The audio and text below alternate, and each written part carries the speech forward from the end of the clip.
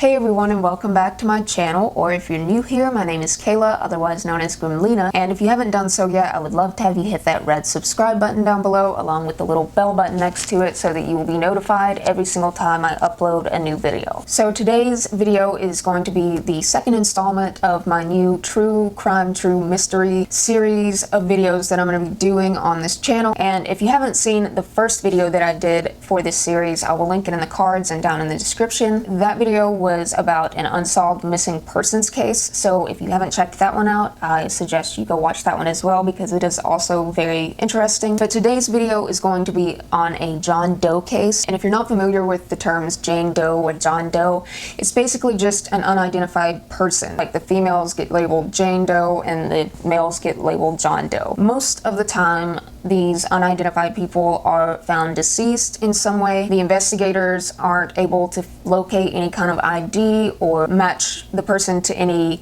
missing persons report, or there just is no information nearby that they're able to find to identify who the person is. When they are found deceased, it can range from them passing from suicide to murder to just dying from natural causes. However, today's John Doe case, we do actually have a name, but the name is something that this man gave himself before he passed away. However, it's most likely that this name is not his real name and it's just kind of an alias name because his case is still unsolved as far as identifying him goes. So the name LYLE STEVIK is how I'm going to be referring to this man in this video, but I do want to give a quick warning. If you are sensitive or easily triggered by any kind of talk about suicide, then this video might not be for you, just so you're not caught off guard. This case is so intriguing to me. I have been researching this case for literally weeks. I think I've finally gotten all the details that I could possibly find on this case. Though there are literally hundreds of people out there that are just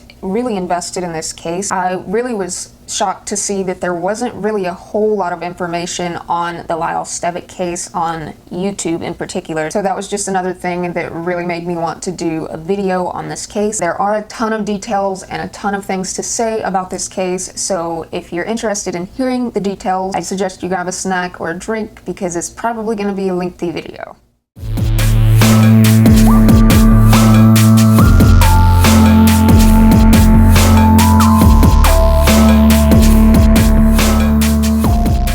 So the story of this case takes place at a very, very small motel called the Lake Quinault Inn. And when I say a very small motel, I mean it only had like 8 rooms. It was all one level. And I believe this motel was built sometime in the 1960s, so it was fairly old. And the rooms kind of just weren't very modernized. It was kind of outdated. It wasn't like completely trashy to my understanding, but it also wasn't anything like super nice. The rooms were very inexpensive to stay in. This motel was located in Amanda Park in Grays Harbor, Washington. Probably never heard of Amanda Park unless you're familiar with the area, because Amanda Park is also a very, very tiny place. I mean, the 2010 population census was 252. The lady that worked at the front desk at this motel was named Barbara, but she went by Aunt Barb most of the time. The manager, or the owner of the motel, was her nephew Gabe, and he also owned the small little kind of grocery store type place that was also adjacent to the motel. The maid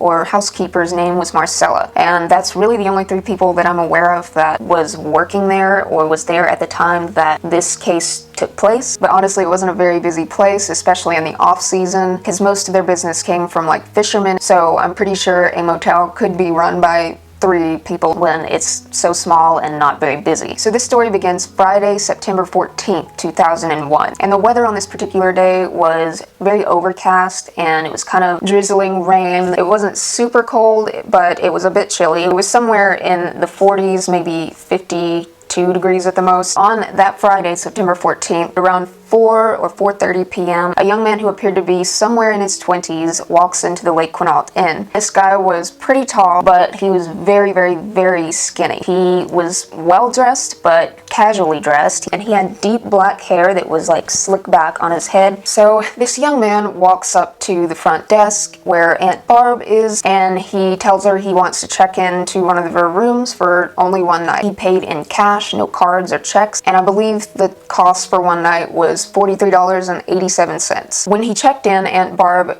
noticed that he seemed polite, but he just didn't seem like he wanted to talk very much except for what was necessary. She noticed that he didn't have any kind of jacket on, which doesn't really mean anything in my opinion. There are many people out there that are accustomed to, 40 to 50 degree weather, and they can walk around in shorts and a t-shirt and be fine. He also had a long sleeve flannel shirt on, so I'm sure that was enough to keep him from being too chilly. After he paid for the room for one night, he grabbed a pen and filled out the registration slip where they asked for your name and your address. On the slip, he wrote his name is LYLE STEVIK, and he wrote his home address as 1019 South Progress Avenue in Meridian, Idaho. However, he didn't write Meridian on the slip, but Barbara wrote Meridian next to where he put Idaho. Not really sure, maybe he just forgot to write the city. Pretty sure that Barbara asked to see his ID. When she did, he told her that he didn't have any on him. She seemed to think that he would be fine to just stay there one night, so she just brushed it off and went ahead and gave him the key to his room anyways. And she gave him the key to room number 8, which was on the very end of the motel. Behind room number 8 was the Olympic Mobile RV Park, so kind of like a trailer park type area. So he went on to his room. He came back out of his room about an hour or so later, and that was around 5 or 5:30. He goes back up to the front desk and he asked Barbara if she could switch rooms for him because apparently the RV park behind the room was too noisy for him. She just went ahead and gave him a key to a different room, and that was room number 5, which was smack dab in the middle of the motel with rooms on each side of it. When she took back the key to room number 8, she asked if he had done anything to mess up the room in any way that they would need to fix or clean up. All he told her was that he just messed with the pillows a little bit on the bed. He went on to room number 5 where he would stay for the remainder of his time there. Barbara ended up going to room number 8 to see if there was anything that needed to be done to have it ready for the next guest. She not only noticed that he had messed with the pillows like he said, but she noticed that he also took a shower. I personally believe that he didn't tell her that because he didn't want to pay any kind of cleaning fee for the room if he did anything to mess it up. But again, Barbara didn't do anything about it. She didn't charge him any kind of cleaning fee. But I do want to mention a little detail that I'll elaborate on later on in this video. All of the rooms, or at least room number 8 and number 5, there was a little alcove, and they had a clothes rack. It's kind of like a small little open closet, but the clothing rack in the room number 8 was made of wood. The clothing rack in room number 5 was made of metal. Keep that in mind because we'll be talking about that later in the video. Also, when Lyle came back up to the front desk asking to switch rooms, Barbara did notice that his behavior had noticeably changed from her first encounter with him. She claimed that he was just giving off bad vibes, just kind of avoiding eye contact with her, and he just seemed agitated, I guess. And she said that he just was giving her the creeps and making her feel nervous for some reason. Again, she just brushed it off and let him go to his new room. So Lyle apparently was much happier with room number 5, and he slept that night there without any kind of incident. The next day, which was Saturday, Marcella, the maid, came by Lyle's room and asked him if he needed her to do any kind of cleaning or tidying up, and he told her that he didn't need that, but he did want some fresh towels. So she gave him his fresh towels.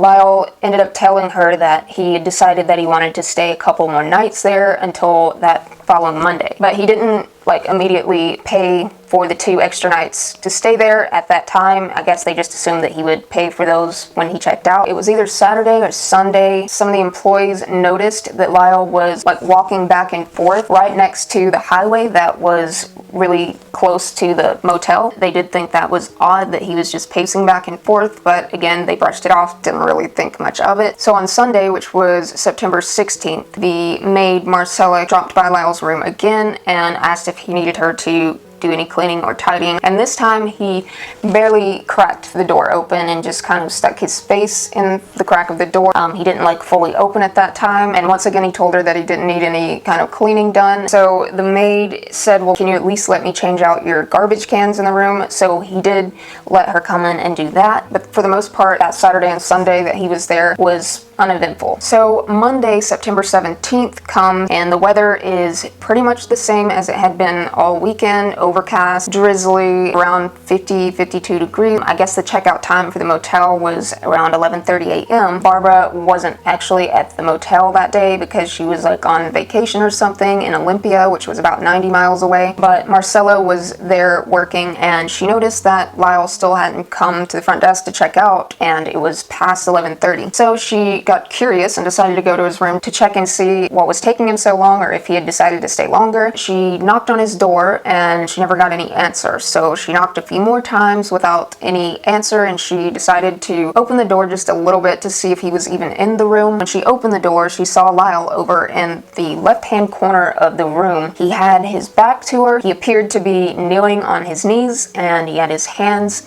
down by his side. His head was looking up towards the ceiling, and I believe she called out his name once, and he still didn't respond to her then, so she just quickly closed the door, and she claimed that she thought that he was praying or something, but she obviously still had an uneasy feeling about it. She went and called the manager, Gabe, and told him that she was just a little weirded out by it, and she asked if he could come and check on him himself. Both Gabe and Marcella went back to Lyle's room, and Gabe opened the door, and Marcella noticed that he was in the same exact position that he was when she first saw him just a few moments before. So Gabe took a few cautious steps into Lyle's room. As he got closer to Lyle, he was horrified to see that Lyle had a belt wrapped around his throat, and the other end of it was attached to the clothing rack that was in the little closet alcove. So it appeared at that point that Lyle had actually hanged himself. He immediately backed out of the room and went to call 911. A paramedic showed up, and unfortunately the paramedic was not able to get any vitals from him, so he was obviously dead at that point. So he let the body be and let the police and investigators come in and do their job. They immediately started to investigate the entire room, and although they didn't really find very much, one of the things they did find was a little comment card that you would like fill out like a review of the room or something to give feedback to the motel. The comment card was folded, and inside the folded card were 8 very straight and crisp, new-looking $20 bills, which added up to be $160. And written on the back of the comment card in all caps said, "For the room." So apparently he had left that money there to pay for the extra nights that he had stayed at that motel. However, he had left $160, and it was only around $44 a night to stay there, and he only stayed 2 extra nights, so the cost for those nights would be under $100. So he either left a very generous tip, or he possibly might have left the extra money because they were gonna have to deal with his dead body in their motel. But of course, one of the first things that they were looking for were like some sort of identification or luggage. There was none of that in the room at all. They were not able to find any driver's license, any kind of bank cards, no passport, no kind of luggage or bag of any sort in the room, not even an extra change of clothes, except they did find in the desk drawer a fairly new tube of toothpaste and a new toothbrush that looked like it had been used a couple times, but it was still being kept inside the package that it came in, and the toothpaste looked to be only used maybe 2 or 3 times max. So they were literally going on nothing as far as identifying this man. One of the last things they found in the room were in the trash can, and in the trash can were 2 of the local newspapers. I personally believe that he went and bought the local newspaper from somewhere, and then the other local newspaper was just routinely delivered to his room or something. I am really curious to know more about what was in that particular newspaper. There were definitely some obituaries in there. I feel like the content of the newspaper might be kind of important, but I'm not really sure if investigators ever really looked into the paper, but I'd definitely be curious to see it. And also in the same trash can was a paper Pepsi cup that was empty, and there was also a crumpled up small piece of paper that had the word suicide written in like capital block letters. I don't know why, but my camera cut out part of this video too, so I'm gonna have to do a voiceover. They also found that Lyle had wedged 2 pillows that were from the bed in between each side of the clothes rack that he had hanged himself on. And I'm gonna show you a photo. I did black out the body so no one would have to see that if they did not want to, because I was not able to find any picture of the pillows wedged in there without the body present. And they think that he did that to possibly muffle the sound of his body that would involuntarily thrash around when he began to hang himself, because your body automatically does that to fight for survival. They think that's why he did that, so that no one would hear it and try to come in and possibly stop him from committing suicide. And also, they did look up the address that he wrote down as his home address, and it was actually not a residential home address. It was an address to a Best Western hotel in Meridian, Idaho. The hotel is still there today. So obviously they did go to that hotel with photos of Lyle, and the manager had been there for 6 years at that time. So he would have known whether or not Lyle had worked there, and he said that he didn't recognize him. He's never worked there before, while he was there at least, and none of the employees that worked there recognized him either. It is possible that he stayed there and it's just that none of the employees remembered him. Lyle is kind of a plain guy, not someone that's going to stand out in someone's mind when they see so many different people coming in and out of their business from day to day. So I think it is possible that he might have stayed there at some point. But the strange thing is that he had memorized that address, and I don't know if that's because he just randomly picked it or he made note of that address when he stayed there so that he could use it as a fake home address. And I do think that they even tried to look in to see if maybe there had been a house there before the hotel was ever built. I don't think that they ever found any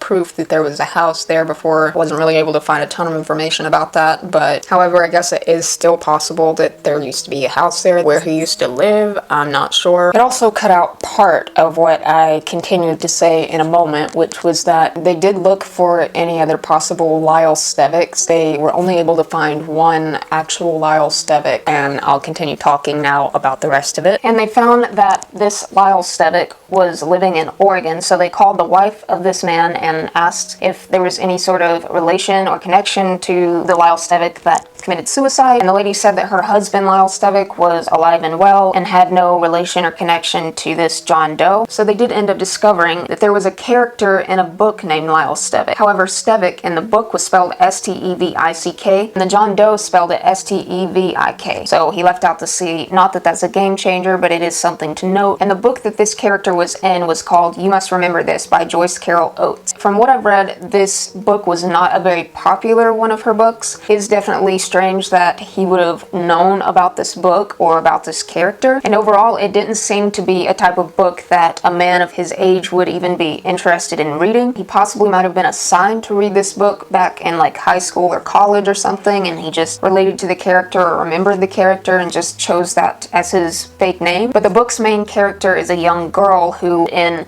one part of the book, she did attempt suicide by taking a bunch of aspirin, but it was a failed suicide. Her father was the character LYLE STEVIK, and also in some part of the book, the LYLE STEVIK character did contemplate committing suicide himself, and he even went as far as to tie a rope to one of the rafters. However, he never did go through with the suicide. So I do find it extremely odd that the character in the book also contemplated suicide by hanging. I personally think it's just too coincidental for it to be a name that he just randomly pulled out of nowhere. I mean, obviously it's possible that it's just a coincidence, but I really personally think that he got the name from that book, or he related to the character in that book. It's just really strange that he even knew about this book. Lyle was not in any databases or phone directories or search engines. Lyle basically just did not exist at all. One part about this case that I found really heartbreaking is the fact that he still thought to leave money. It was even more money than he needed to pay for those 2 nights, even though he was about to off himself and it wasn't going to matter. The investigator even said that he has worked many suicides and he's never seen anyone make sure that a bill was paid before they offed themselves. So that tells me that he possibly had a good heart or just a really good conscience. And also when they were investigating the room, they saw that Lyle had taken the comforter off of the bed and had hung it over the one window that was in the room. They said it could have just been so he could block out light if he was trying to sleep during the day, but I personally think that he put it up for privacy reasons so that no one would be looking in when he did that to himself. So they said that Lyle's suicide was likely a very torturous suicide. Coat rack was only 4 feet off of the ground, and Lyle's legs were in a perfect kneeling position. And the reason it would have been so torturous is because he would have had to resist that overwhelming feeling of just standing up and stopping it. And he could have touched the ground when he started to panic, he ultimately resisted doing that and went through with it. No matter how much a person wants to commit suicide, their body naturally and involuntarily just has an instinct to fight for survival. But the way Lyle hung himself was basically kind of a partial hanging, where the weight of his head acted as a constricting force, therefore blocking his jugular veins and shutting down the blood flow to his brain. So when they found him, Lyle had a pen in his front pocket and he had 8 $1 bills in his back pocket. There was also just a bit of loose change in the drawer that the toothpaste and toothbrush was in. Another thing that could mean absolutely nothing, but it could have been something that Lyle did. Most hotels or motels have a Gideon's Bible in each of the rooms, so there was a red Gideon's Bible laying on the nightstand, and it had a bookmark in between a couple of its pages. And the first passage of the page that was bookmarked was John 12:33. It said, "This he said, signifying what death he should die." So again, that seems too coincidental to just be like randomly bookmarked there by somebody else. So I feel like Lyle possibly bookmarked that Bible. Again, it's possible it's just a coincidence, but it's definitely something to note. Now, there was one thing that the detective did notice about the crumbled piece of paper in the trash can that had the word suicide written on it. He noticed that the handwriting on that piece of paper was noticeably different than the registration slip that Lyle had filled out and the writing that he had written on the comment card with the money. And the investigator tends to think that he might have just written the word suicide in block letters because he wasn't sure if he was spelling it right or something, or he possibly might have written it as a sign to whoever found his body that it was a suicide that killed him. But then maybe he realized that it would be very obvious as to how he died, that he just crumpled it up and threw it in the trash. An interesting thing the investigators said was that the handwriting style was very similar to that of someone with a medical background of some sort. He still appeared to have come from a middle to upper class income family, or at least had some sort of well-paying job. The clothes he was wearing was possibly expensive clothing. He had on black Timberland boots that were a size 10. He had on Levi's 500 jeans in a light wash, which was the size 36-34. And he had on a gray Fruit of the Loom t-shirt and a size extra large, and the blue plaid flannel shirt was laying on the chair behind him, and he had on some Hanes white underwear and some white socks. Another strange thing they discovered was the size of his clothing. He had 36-34 pants on and an extra large shirt, yet he was insanely thin. To give you an idea, he was 6'2" and he only weighed 140 pounds, and that is incredibly skinny. So they found it odd that he was wearing such large clothing. Could have been possible that he might have gotten it from a thrift store and that was the only sizing they had, or he got it from a person that wore larger clothes than him. The belt that he had was actually designed for a 31-inch waist, and his jeans were at least 5 inches bigger than that belt. So the belt did have a silver metal Western style buckle on it, and it had the words genuine leather imprinted on it. They did notice on his belt that he had been wearing on his jeans that all of the notches in the belt appeared to have been used. That would have suggested that he might have worn it at a bigger size and then he kept having to tighten it more and more, which would have suggested that he had possibly lost a pretty significant amount of weight over a period of time. I think he possibly might have lost up to 40, maybe even 50 pounds. He didn't really have any stretch marks or any loose skin that would suggest that he lost it in a very quick amount of time. Now, there's certain things that the weight loss could have been from. It could have been from like extreme depression and loss of appetite from that. Some people think he possibly might have had some sort of eating disorder. They also did find 2 small little slightly healed nicks on a couple of his knuckles, which some people say that that looks like an injury from someone who has bulimia, where they would try to make themselves sick and their teeth like scrape the knuckles. Maybe that was why he was incredibly thin. He did not have any food in his stomach whatsoever when they did the autopsy, and they weren't able to find any sort of like food wrappers or evidence that he had eaten anything at all while he was staying at the motel, other than the Pepsi cup, which was just a drink. Some people have said the reason that he just had the toothbrush and toothpaste was because usually people that have bulimia like to brush their teeth after they purge or get sick, so some people think that might be why he had the toothbrush and toothpaste. I feel like he just had that because he obviously took really good care of his teeth. He appeared to not have been someone who had done a lot of manual labor because he didn't have any sort of injuries other than those 2 nicks, and he was very articulate and clean. His clothes were perfectly clean and not soiled whatsoever, which is odd. It appeared he didn't have any sort of change of clothes, so would he have been wearing those clothes for those last several days? And if so, how was he keeping them so clean? Even his underwear were super clean. And most people that die this way end up involuntarily defecating or urinating on themselves, and Lyle had done neither of those at all. Something tells me that he possibly might have avoided eating for the last few days of his life so that he wouldn't be found with like stool or urine on him or something. He just seemed like he put forth a lot of effort to make sure that he was very, very pristine and clean when his body was found, and he definitely succeeded in doing that. Some people think that it was possible that Lyle might have discarded all of his belongings before he even arrived to the motel. I feel like he might have gradually gotten rid of his belongings along his travels so that it wouldn't all be in one spot. It would be more scattered and difficult to come across. And when Lyle first checked into the motel, Barbara did say that she wasn't 100% sure if she saw that he had a bag with him or not, but she did say that she feels like she saw that he had a backpack with him. I personally believe that it would have stood out more to her if he didn't have any sort of bag or luggage when he's going to be checking into a motel. So I feel like he possibly might have had a backpack on him when he checked in, but again, it's just speculation. Of course, you kind of wonder if maybe he discarded his belongings into the nearby Lake Quinault. However, the police said it was possible, but they didn't really have enough evidence to make it worth doing some sort of big search, and I'm sure that would have cost them money. The investigator even said that even if they had searched the lake, that it would be like searching for a needle in a haystack because the lake was so deep and dark. I'm pretty sure they did search through all of the local dumpsters to see if he might have discarded some stuff there, and I don't know how extensively they searched them, but they weren't able to find anything that might have belonged to him in those dumpsters. It's possible he might have discarded it in a completely different area on his way to Amanda Park. He purposely did not want to be identified for whatever reason that is. It could be that he didn't want his family to know that he did this to himself. He might have just gotten as far away from home as he could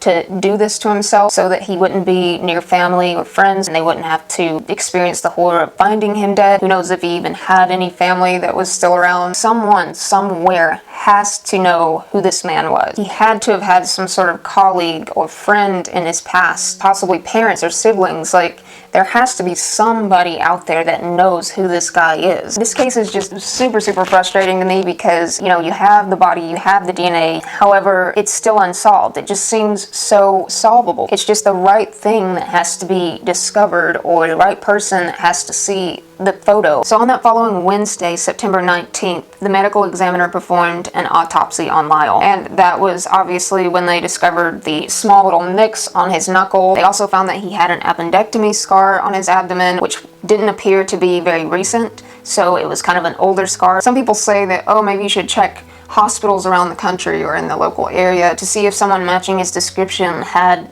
an appendectomy there or something, but again, I feel like that would be searching for a needle in a haystack because appendectomies are incredibly common. There's a ton of them being performed all the time, and if it was old, that would be even more difficult to dig through. The medical examiner also saw that he was circumcised, and he guessed his age to be around 25 years old. There was nothing really unique that would help to identify his body. He had 0 tattoos. He didn't have any kind of birthmarks or piercing. He didn't even have any tan lines, which they suggested maybe he wasn't a homeless person because he would have been out in the sun more and have tan lines. Maybe he spent a lot of time indoors. Really, the only mark other than the scar and the scrapes was a small mole on the left side of his chin. They did also take note that Lyle's teeth was in excellent condition. They only found 1 tooth that had a filling in it for a cavity, so that definitely cost money. They also noticed that 4 of his teeth had been removed. There were 2 upper premolars and 2 lower premolars, and those teeth are commonly removed to make room for someone that's about to be wearing braces. So it was evident to them that he at some point in his life had had orthodontic work done to his teeth, and I'm sure that many of you know that braces are a pretty penny. So that's another thing that kind of tells me he might have been from a more middle to upper class family. But overall, the autopsy came back that he was perfectly healthy, so it wasn't like he had some sort of terminal illness that he just wanted to put an end to. They tested his blood, and there was absolutely no alcohol or drugs of any kind in his system. His fingernails were very clean, and he just appeared to be very well kept. They did notice that Lyle's hair appeared to have been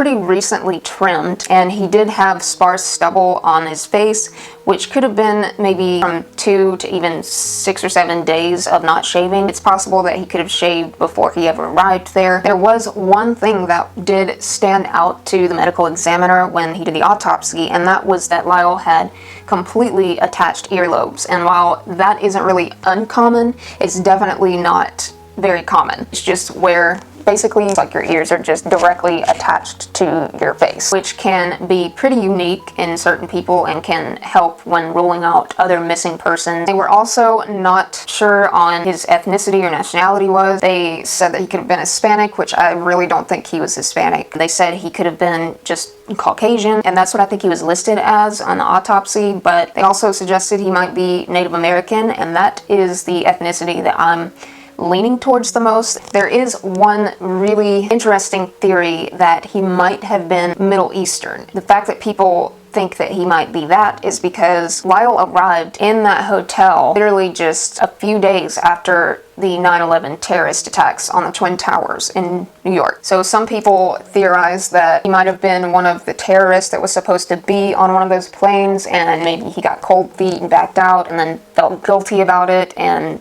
committed suicide, or that he couldn't go back home because of him backing out, so he just offed himself, because there's just a lot of evidence that doesn't support that theory very much. So that isn't personally something that I believe, not something that you can exclude. It is possible. Some say he might have lost a loved one in 9/11, and that's why he became so suicidal just shortly after the 9/11 attacks. That I feel like is more of a possibility than him actually being a terrorist that backed out of doing it, just because I feel so strongly that he was actually Native American and not Middle Eastern. Now, Barbara did mention that he seemed to have a slight Canadian accent, which some Canadian accents can definitely get mixed up with accents from the Great Lakes area or the northern part of the United States. So they did enter his data into the databases in Canada as well, and none of those generated any kind of match either. So Lyle was buried in an unmarked grave in the Fernhill Cemetery. He didn't have a tombstone, he didn't have any flowers, and he definitely did not have any funeral. To this day, he is still in an unmarked grave with no name to who he was, which is definitely very sad and heartbreaking, but it sounded like that's what he wanted. So some people say, well, maybe you should leave well enough alone, since that apparently was what he wanted, is to not be identified. At the same time, I just feel like there might be people out there that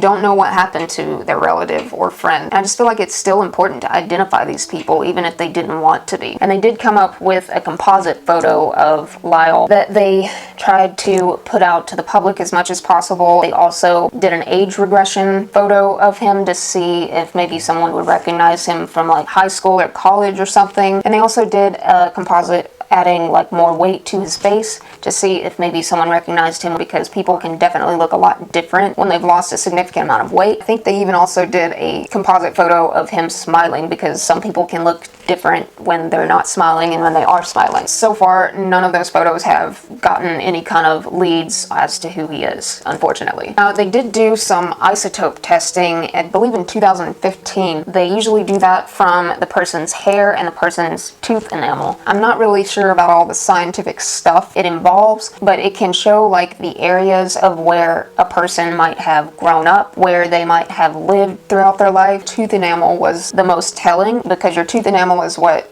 you develop in childhood. So it did show that he probably wasn't from the Pacific Northwest area, but it did come up as him being from a few states in the Southwest area of the US. Also some Midwest states that he might have been from or had lived in before, even the Great Lakes area. So that can maybe explain the Canadian type accent, even some states in the East Coast that he might have been. But when they got the results back from the hair part of it, it kind of showed that he was definitely bouncing around and traveling a lot throughout the last 12 months of his life. It does sound like, oh, it just shows that he could have been from any state in the US, but it definitely helped narrow down to see that he was just from the US. It just came up with a lot of different possibilities as far as states go. So basically the isotope testing ruled out that he likely did not grow up in the Amanda Park area or the Meridian, Idaho areas. I guess the isotope testing is helpful helpful in ruling that out. Isotope testing is definitely really interesting. It's fairly new. They even went as far as to put up posters of him in the Meridian, Idaho area from where he put the home address as. They also investigated the serial numbers of the dollar bills that Lyle had on him, and that turned up nothing as well. Pretty much everything that they did as far as investigating goes just turned up a complete dead end. Now, there are also people out there that believe the theory that he didn't commit suicide at all and that someone else actually killed him and set it up to look like a suicide, just because they feel like it was really odd that he successfully hung himself from a clothing rack that was only 4 feet off of the floor. From what I've read, it's most certainly possible to still succeed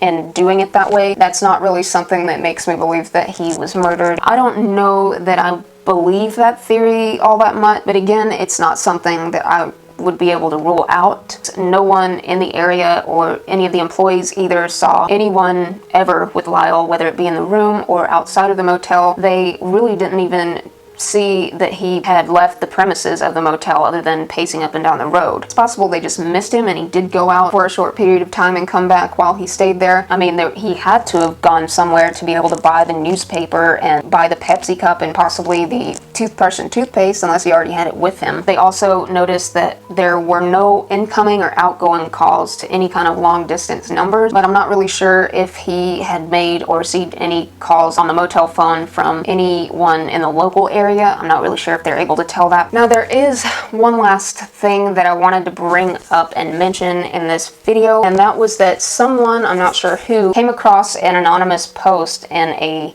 forum that was posted on September 11th, 2001. And it was basically a forum that was like a support group for people who wanted to commit suicide. And it wasn't something where like people would be telling them, oh, life is worth living, you shouldn't do it. It was like all of them wanted to commit suicide and they were in this support group to learn the best ways to do it and what you should do to prepare for it. It was a very disturbing forum, and there was one anonymous post in there that just had the username Steven. Some people think that maybe that was Lyle that posted that, because LYLE STEVIK could possibly be an anagram of Steven. I will warn you, it is very disturbing and very morbid. I did read over it, and honestly, after I read it, I don't feel like that was Lyle that posted that. Definitely suggests that he might have gotten inspiration from that post. Some people think that it was Lyle that posted it because of the way he described how he would hang himself. He even mentioned putting a cloth in between the rope, and he did mention that he would use a rope or plastic twine and not a belt. It still was described in a similar way as to how Lyle did it. No one was ever able to track or find out who that person was that posted it, obviously. I guess we won't really ever know, but it was definitely an interesting little thing that I wanted to mention. One of the reasons I really don't believe that it was him was because the tone and the way it was written just didn't seem like the personality that Lyle would have. That is complete speculation, because obviously I didn't know the man whatsoever. Obviously I didn't know the person that posted that post. The person that posted it seemed to write it in a very smart-ass type of way. The tone of it just made me feel like it was not Lyle. I definitely think that he possibly got inspiration from that post, but it is strange that it was posted on that forum only a few days before. So one thing that I mentioned in the beginning of the video that I wanted to quickly elaborate on is the 2 rooms clothing racks were made from different material, with the first one being made from wood and the second one being made of metal. I personally believe that Lyle initially paid for one night in that motel because he was planning on killing himself that night. I feel like he might have messed with the pillows because he got the pillows and tried to put it in between the rack. He possibly took a shower because he wanted his body to be in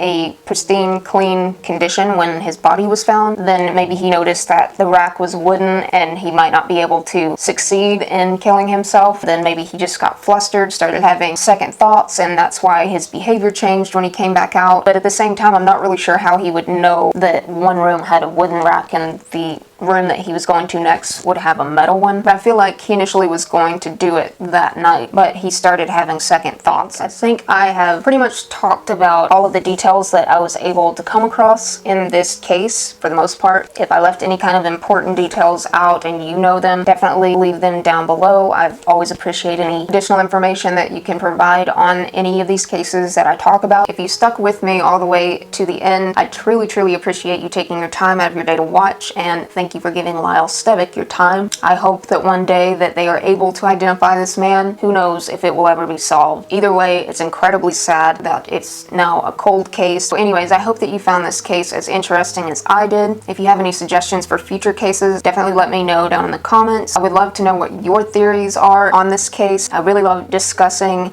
the different theories that people have. Definitely give this video a thumbs up if you found it interesting. It really helps me out. And I hope that you are having a wonderful day or a wonderful night wherever you are, and I will see you all in my next video.